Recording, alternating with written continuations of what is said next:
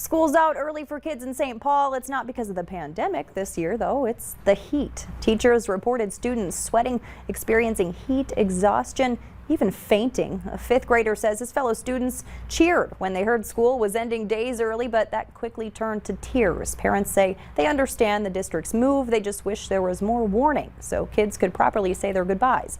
Buildings will be open this week and again Monday for students to pick up and drop off assignments and materials.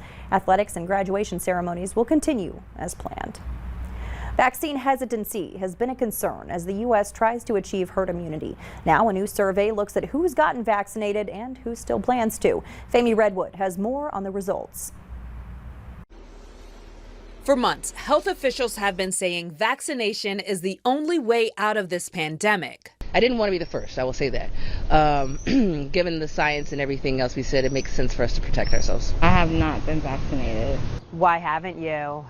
Just because I'm really unsure about the vaccination. Now a Brigham and Women's Hospital study of more than 10,000 adults shows nearly 2/3 reported they had received, definitely would get, or most likely would get a COVID-19 vaccine when they could. There are many people who are willing to get the vaccine as soon as possible. Mark Seisler co-authored the research, which took place from late 2020 to mid-March 2021, and also found nearly 70% of pregnant respondents received their vaccine when they could.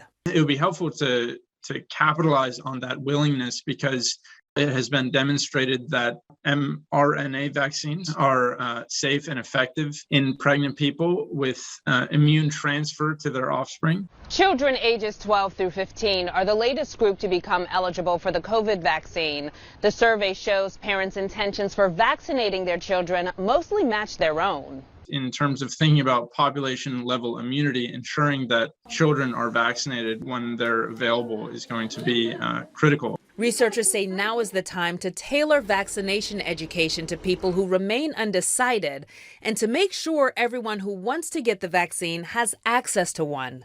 Femi Redwood, CBS News, New York.